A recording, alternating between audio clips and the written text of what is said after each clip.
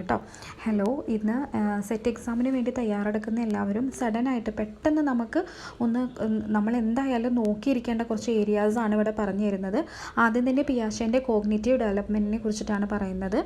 അപ്പോൾ പിയാഷേൻ്റെ ഈ ഒരു ഇത് നന്നായിട്ട് പഠിക്കുന്നത് വളരെ ഇമ്പോർട്ടൻ്റ് ആണ്. അപ്പോൾ ഇദ്ദേഹം 4 സ്റ്റേജസിനെ കുറിച്ചാണ് പറയുന്നത്. Sensory motor stage, pre operational stage, concrete operational stage, formal operational stage. അതിൽ കോഗ്നിറ്റീവ് സെൻസറി മോട്ടോർ സ്റ്റേജിലാണെങ്കിൽ 0 to 2 years ആണ്. സെൻസസ് വെച്ചിട്ടാണ് ഓരോ കാര്യങ്ങൾ ഇവർക്ക് മനസ്സിലാക്കാനായിട്ട് സാധിക്കുന്നത്. പിന്നെ റിഫ്ലെക്സ് ആക്ഷൻ ഉണ്ടാകും, അതേപോലെ ഇമിറ്റേറ്റിംഗ് ബിഹേവിയർ, എന്ത് പറയുന്നതും തിരിച്ചു പറയാനുള്ളതും, ഒബ്ജക്റ്റ് പെർമനൻസ് ഒക്കെ വരുന്നത് ഈ ഒരു സെൻസറി മോട്ടോർ സ്റ്റേജിലാണ്. ഇനി പ്രീ ഓപ്പറേഷണൽ സ്റ്റേജ് 2 to 7 ആണ്. അപ്പോൾ ഈ ഒരു കുട്ടികളെയല്ല കുറച്ചും കൂടി ഇച്ചിരി സീരിയസ് ആകുന്ന ഒരു പ്രായമാണ്. എന്താണ്, ലാംഗ്വേജ് ഡെവലപ്മെൻ്റ് ഒക്കെ വരുന്നുണ്ട്. പിന്നെ ഇറിവേഴ്സിബിലിറ്റിയാണ്. റിവേഴ്സിബിലിറ്റി ഓഫ് തോട്ട് അവർക്കില്ല, പകരം അവർക്ക് ഇറിവേഴ്സിബിലിറ്റി ആണുള്ളത് കേട്ടോ. അതായത് മറിച്ച് ചിന്തിക്കാൻ, അവരുടെ ഭാഗമല്ലാതെ തിരിച്ച് ചിന്തിക്കാനായിട്ട് കഴിയില്ല അവർക്ക്. അപ്പോൾ അതാണ് 2 to 7 yearsൽ വരുന്നത്. പിന്നെ ലാംഗ്വേജ് ഡെവലപ്മെൻറ്റും ഓപ്പറേഷണൽ മെൻ്റൽ പ്രോസസ്സും ഒക്കെയാണ് ഈ ഒരു പ്രായത്തിൽ പറയുന്നത്. ആദ്യം അപ്പോൾ ഇത്രയും കാര്യങ്ങളാണ് ഇവിടെ പറയുന്നത്. നെക്സ്റ്റ് പറയുന്നത് കോൺക്രീറ്റ് ഓപ്പറേഷണൽ സ്റ്റേജാണ്. കോൺക്രീറ്റ് ഓപ്പറേഷണൽ സ്റ്റേജിലാണ് ലോജിക്കൽ തിങ്കിങ് വരുന്നത്. ലോജിക്കായിട്ട് കുട്ടി ചിന്തിക്കാനും ഒക്കെ തുടങ്ങുന്നത്. പിന്നെ റിവേഴ്സിബിലിറ്റി ഡെവലപ്പ് ആവുന്നുണ്ട് കേട്ടോ. പിന്നെ നെക്സ്റ്റ് പറയുന്നത് ഇവർക്ക് ഓരോ അളവുകളൊക്കെ ചെറുതായിട്ട് മനസ്സിലാക്കാൻ പറ്റും, ഏരിയ, വോളിയം അങ്ങനെയുള്ളതൊക്കെ. പിന്നെ നെക്സ്റ്റ് പ്രീ ഗ്യാങ് സ്റ്റേജ് എന്ന് നമുക്ക് എന്തിനെ പറയാൻ പറ്റും, ഈ ഒരു കോൺക്രീറ്റ് ഓപ്പറേഷണൽ സ്റ്റേജിനെ പറയാനായിട്ട് സാധിക്കും. Formal operational stage, concrete operational stage pre gang stage ആണെങ്കിൽ ഫോർമൽ ഓപ്പറേഷണൽ സ്റ്റേജ് വരുന്നത് ഗ്യാങ് ഏജ് ആയിട്ടാണ് കേട്ടോ. ഗ്യാങ് ഏജ് ആണ്. പിന്നെ അബ്സ്ട്രാക്റ്റ് തിങ്കിങ്ങിലേക്ക് വരുന്നുണ്ട്. പിന്നെ ഡിഡക്റ്റീവ് റീസണിങ് ആണ്. അഡോളസെൻ്റ് ആണ്. ഈഗോ സെൻട്രിസം ആണ്. അപ്പോൾ അഡോളസെൻസിലേക്ക് കിടക്കുന്ന ഒരു പ്രായമാണ്. അതായത് 12 മുതൽ അഡൽട്ട് വരെ ഉണ്ടാകുന്ന ഒരു പ്രായമാണ് ഫോർമൽ ഓപ്പറേഷണൽ സ്റ്റേജ് എന്ന് പറയുന്നത്. പിന്നെ ഹൈപ്പോതെറ്റിക് ആയിരിക്കും ഇവർ. ഡിഡക്റ്റീവ് റീസണിങ്, പിന്നെ ഡൈവേർജൻറ്റ് ആൻഡ് കൺവേർജൻറ്റ് തിങ്കിങ് വരുന്നത്, ക്രിയേറ്റീവ് തിങ്കിങ് ഒക്കെ വരുന്നത് ഈ ഫോർമൽ ഓപ്പറേഷണൽ സ്റ്റേജിലാണ്. അപ്പോൾ ഈ പിയാഷേൻ്റെ 4 സ്റ്റേജസ് ഈസ് വെരി ഇമ്പോർട്ടൻ്റ് ആണ്, എല്ലാ എക്സാമിനും കണ്ടുവരാറുണ്ട്. പിന്നെ മറ്റൊരു ഇമ്പോർട്ടൻ്റ് ആയിട്ടുള്ള ഒരു ഒരു ഭാഗമാണ് NPE എന്ന് പറയുന്നത്, നാഷണൽ പോളിസി ഓഫ് എഡ്യൂക്കേഷൻ എന്ന് പറയുന്നത് കേട്ടോ. ഇത് national policy of education formulate ചെയ്തിട്ടുള്ളത് ഗവൺമെൻറ് ഓഫ് ഇന്ത്യയാണ്. എന്താണ്, to promote and regulate education in India. ഇന്ത്യയിലെ എഡ്യൂക്കേഷന് വേണ്ടിയിട്ടുണ്ടായിട്ടുള്ള ഒരു പോളിസിയാണ് കേട്ടോ ഇത്. അപ്പോൾ എന്തൊക്കെ കാര്യങ്ങളാണ് ഇവർ കവർ ചെയ്തിട്ട്, elementary education to the higher education both rural and urban area. എല്ലാവർക്കും എഡ്യൂക്കേഷൻ റൂറലും അർബൻ ഏരിയയിലുമായിട്ടുള്ള ആളുകൾക്കൊക്കെ എഡ്യൂക്കേഷൻ നിർബന്ധമാക്കിയിരിക്കുന്നു. എല്ലാവർക്കും എഡ്യൂക്കേഷൻ വേണം എന്നുള്ള ഒരു ഇതിലേക്ക് കൊണ്ടുവന്നിട്ടുണ്ടായിരുന്നു ഈ പോളിസിയിൽ. അതേപോലെ തന്നെ ഫസ്റ്റ് NPE ഫോം ചെയ്തിട്ടുള്ളത് ഗവൺമെൻറ് ഓഫ് ഇന്ത്യയിൽ ആരാണെന്ന് ചോദിച്ചിട്ടുണ്ടെങ്കിൽ പ്രൈം മിനിസ്റ്റർ ആയിട്ടുള്ള ഇന്ദിരാഗാന്ധിയാണ് 1968 കേട്ടോ. അപ്പോൾ ഈ 1968 എന്നുള്ളതിനെ തിരിച്ച്, അതായത് 68 എന്നുള്ളതിനെ 86 ആക്കുക. സെക്കൻഡറി പ്രൈം മിനിസ്റ്ററിൽ അതായത് സെക്കൻഡറി നാഷണൽ പോളിസി വരുന്നത് സെക്കൻഡ് പ്രൈം മിനിസ്റ്റർ ആയിട്ടുള്ള രാജീവ് ഗാന്ധിയാണ്. അത് 1986ലാണ്. പിന്നീട് വന്നിട്ടുള്ളത് തേർഡ് പ്രൈം മിനിസ്റ്റർ ആയിട്ടുള്ള നരസിംഹ റാവുവിൻ്റെയാണ്. അത് 1992ലാണ്. പിന്നീട് വന്നിട്ടുള്ള NPE എന്ന് പറയുന്നത് നരേന്ദ്രമോദിയുടേതാണ്. അത് 2020ലാണ്. അപ്പോൾ 4 NPEകളുണ്ട്. 1968 ആണെങ്കിൽ അത് ഇന്ദിരാഗാന്ധിയാണ്. 1986 ആണെങ്കിൽ അത് രാജീവ് ഗാന്ധിയാണ്. 1992 ആണെങ്കിൽ നരസിംഹ റാവു. അതേപോലെ തന്നെ 2020 ആണെങ്കിൽ നരേന്ദ്രമോദി. അപ്പോൾ ഇതൊക്കെ ചിലപ്പോൾ മാച്ച് ദ ഫോളോയിങ് പോലെയൊക്കെ ചോദിക്കാൻ ചാൻസ് ഉണ്ട്. അപ്പോൾ പ്രത്യേകം ശ്രദ്ധിക്കുക. ഈ നാഷണൽ പോളിസി ഓഫ് എഡ്യൂക്കേഷനിൽ മെയിനായിട്ട് കുറച്ച് കാര്യങ്ങളാണ്, റെക്കമെൻഡേഷൻസ് ആണ് വന്നിട്ടുള്ളത്. എന്തൊക്കെയായിരുന്നു, അവരെന്തെല്ലാം കാര്യങ്ങളാണ് കൊണ്ടുവന്നത്? ഈ early childhood care and education,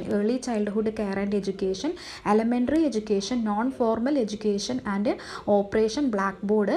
പിന്നെ secondary education and Navodaya Vidyalaya, vocational education, higher education, open university and distance education, rural universities and institutes, technical and management education, പിന്നെ delinking degrees from job and manpower planning, research and development, education for woman equality, education for SC/ST or other backward section, minority education, education of handicapped, adult education, content and the process of the school education, evaluation process and examination reforms. ഇങ്ങനെ ഒരുപാട് കാര്യങ്ങളാണ് ഇതിലൂടെ കൊണ്ടുവന്നിട്ടുണ്ടായിരുന്നത്. Next important ആയിട്ടുള്ളത് ഒന്നാണ് Kothari commission. എന്നാണ് Kothari commission വന്നിട്ടുള്ളത്? 1964. Indian education commission അല്ലെങ്കിൽ national education commission എന്നൊക്കെ മറ്റൊരു പേരിലും കോത്താരി കമ്മീഷനെ അറിയപ്പെടുന്നുണ്ട്. 1964 to 1966 ആയിരുന്നു കേട്ടോ. ഇനി നെക്സ്റ്റ് വരുന്നത് ഫിലോസഫിക്കൽ ബ്രാഞ്ചസിനെ കുറിച്ചിട്ട് നമ്മൾ എന്തായാലും പഠിച്ചിരിക്കണം. ഏതൊക്കെയാണ്? Metaphysics, epistemology, axiology. ഇത് ഇമ്പോർട്ടൻ്റ് ആണ്. മെറ്റാഫിസിക്സ് റിയാലിറ്റിയിൽ മാത്രം വിശ്വസിക്കുന്ന ആളുകളാണ്, റിയാലിറ്റിയാണ് കേട്ടോ അവരുടെ മെയിൻ. എപ്പിസ്റ്റമോളജി നോളേജിനോടാണ് പറയുന്നത്. പിന്നെ നെക്സ്റ്റ് ആക്സിയോളജി എന്ന് പറയുന്നത് വാല്യൂസിനാണ്, നമ്മളുടെ ഓരോരോ വാല്യൂസിനാണ് ആക്സിയോളജി ഇമ്പോർട്ടൻസ് കൊടുക്കുന്നത്. അപ്പോൾ എപ്പിസ്റ്റമോളജി നോളേജ് ആണെന്ന് പറഞ്ഞു അല്ലേ. ആദ്യത്തേത് metaphysics reality, epistemology knowledge, axiology values. അപ്പോൾ ഈ എപ്പിസ്റ്റമോളജിയിൽ തന്നെ ഡിഡക്റ്റീവും ഇൻഡക്റ്റീവും വരുന്നുണ്ട്. ലോജിക്കായിട്ട് ഉള്ള ഡിഡക്റ്റീവ് ആൻഡ് ഇൻഡക്റ്റീവ് കാര്യങ്ങൾ വരുന്നുണ്ട്. പിന്നെ ആക്സിയോളജി വാല്യൂസ് എന്ന് പറയുമ്പോൾ തന്നെ എത്തിക്സും ഉണ്ട്, എസ്തെറ്റിക്സും ഉണ്ട്. എത്തിക്സ് എന്ന് പറയുന്നത് മോറൽ വാല്യൂസ് ആണ്, എസ്തെറ്റിക്സ് എന്ന് പറയുന്നത് ബ്യൂട്ടിയാണ്. അപ്പോൾ ഇത് വളരെ ഇമ്പോർട്ടൻ്റ് ആണ് കേട്ടോ. പിന്നെ നമുക്ക് കുറച്ച് ഫുൾ ഫോംസ് പഠിക്കാനുണ്ട്. NCERT, national council of educational research and training. National council of educational research and training ആണ് NCERT. NCTE എന്താണ്? National council of teacher education. പിന്നെ NIEPA, national institute of educational planning and administration. National institute of educational planning and administration ആണ്. Next SIE, state institute of education. State institute of education ആണ് SIE വരുന്നത്. NAEP എന്താണ്? National adult educational programme. National adult educational programme ആണ് NAEP. ഇനി NUEPA, national university of educational planning and administration. National university of educational planning and administration.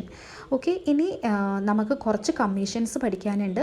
അതിൽ ആദ്യം തന്നെ ഏറ്റവും first commission, educational commission ഏതാണെന്ന് ചോദിച്ചിട്ടുണ്ടെങ്കിൽ യൂണിവേഴ്സിറ്റി കമ്മീഷൻ അല്ലെങ്കിൽ യൂണിവേഴ്സിറ്റി എഡ്യൂക്കേഷന് വേണ്ടിയിട്ടുണ്ടായിട്ടുള്ള ഒരു കമ്മീഷനാണ്. അത് നമുക്ക് കൊണ്ടുവന്നിട്ടുള്ളത്, അതിൻ്റെ ചെയർമാൻ ആരാന്ന് ചോദിച്ചിട്ടുണ്ടെങ്കിൽ രാധാകൃഷ്ണനാണ് കേട്ടോ. 1948 ആ കമ്മീഷൻ അപ്പോയിൻ്റ് ആയിട്ടുള്ളത്.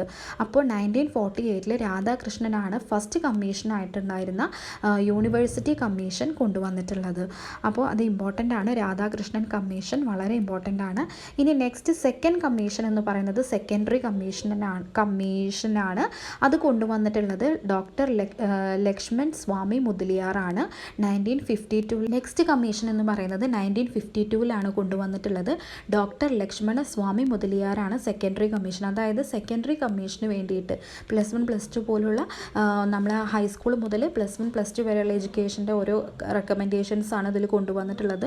അതിൽ എത്ര ഇയറുകളാണ് വേണ്ടതെന്നും പിന്നെ അത് കഴിയുമ്പോഴത്തേക്കും നമ്മൾ പഠിച്ചിറങ്ങുമ്പോഴത്തേക്കും നമുക്ക് വിവിധ സെക്ഷനിലേക്ക് തിരിയാനായിട്ട്, അപ്പോൾ സയൻസ് എടുക്കുന്ന കുട്ടികൾക്ക് ഡോക്ടർ ആവാം, അങ്ങനെ നമ്മളെല്ലാ ഏത് സെക്ഷനിലേക്കാണോ തിരിയേണ്ടത് അതിന് പറ്റുന്ന രീതിയിലായിരിക്കണം +1 +2 നമ്മൾ പഠിപ്പിക്കേണ്ടത്. കൊമേഴ്സ്, സയൻസ് പോലുള്ള കാര്യങ്ങളൊക്കെ കൊണ്ടുവന്നുകൊണ്ടാണ് നമുക്ക് ഇഷ്ടപ്പെട്ട മേഖല തിരഞ്ഞെടുക്കാനും അത് കഴിഞ്ഞ് നമുക്ക് പിന്നീട് ഡിഗ്രി എത്തുമ്പോഴേക്കും ഡിഗ്രിയോ നമുക്ക് എന്താണോ എടുക്കേണ്ടതെന്ന് വെച്ചാൽ അതിനനുസരിച്ച് നമുക്ക് പിന്നീട് +2 കഴിഞ്ഞ ഒരാൾക്ക് അവരുടെ കരിയർ സ്ഥാപിക്കാനായിട്ട് സാധിക്കുന്ന രീതിയിലായിരിക്കണം +1 +2 വിഷയങ്ങളെന്നൊക്കെ പറഞ്ഞത് ലക്ഷ്മണസ്വാമി മുതലിയാർ കമ്മീഷനിലാണ്.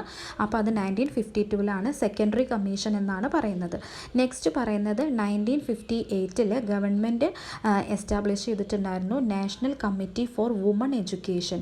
വുമൺ എഡ്യൂക്കേഷന് വേണ്ടിയിട്ട് ഒരു കമ്മിറ്റി ഉണ്ടായിരുന്നു. വുമൺസിൻ്റെ എല്ലാ പ്രാധാന്യത്തെയും എഡ്യൂക്കേഷണൽ പ്രാധാന്യത്തെയും അവർക്ക് സെപ്പറേറ്റ് ആയിട്ടുള്ള കോളേജസും ഗേൾസ് സ്കൂളൊക്കെ കൊണ്ടുവരാൻ വേണ്ടിയിട്ടൊക്കെ പറഞ്ഞിട്ടുള്ള ഒരു വുമൺസിന് വേണ്ടിയിട്ട് ഉണ്ടാക്കിയിട്ടുള്ള ഒരു കമ്മിറ്റിയാണ് national committee of the woman education. അപ്പോൾ ഇത് ഇതിൻ്റെ ചെയർമാൻ ആരാന്ന് ചോദിച്ചിട്ടുണ്ടെങ്കിൽ ദുർഗാബായ് ദേശ്മുഖാണ് കേട്ടോ. ദുർഗാബായ് ദേശ്മുഖാണ്. 1958. ഇനി നെക്സ്റ്റ് കോത്താരി കമ്മീഷനാണ്. കോത്താരി കമ്മീഷൻ നേരത്തെ പറഞ്ഞു 1964 അതായത് നാഷണൽ എഡ്യൂക്കേഷൻ കമ്മീഷൻ എന്നാണ് ഇതിനെ പറയപ്പെടുന്നത്. ഇത് മെയിനായിട്ട് യു ജി സി അപ്പോയിൻമെൻറ്റിന് വേണ്ടിയിട്ട് ഉണ്ടായിട്ടുള്ള ഒരു നമ്മളുടെ അതായത് നമ്മൾ ഡിഗ്രി പഠിക്കുമ്പോൾ നമുക്ക് വേണ്ട കാര്യങ്ങളും അതേപോലെയുള്ള എല്ലാ ഇമ്പോർട്ടൻസും വെച്ചിട്ടുണ്ടായിട്ടുള്ള ഒരു കമ്മീഷനാണ് 1964 കോത്താരി കമ്മീഷൻ എന്ന് പറയുന്നത്. അപ്പോൾ 1964 കോത്താരി കമ്മീഷൻ. UGCയുമായി ബന്ധപ്പെട്ടിട്ടുള്ളതാണ്. പിന്നെ എന്താണ് നെക്സ്റ്റ് നാഷണൽ എഡ്യൂക്കേഷൻ കമ്മീഷൻ എന്നും ഇതിനെ പറയാം. ഓക്കെ, അപ്പോൾ അത്രയും കാര്യങ്ങളാണ്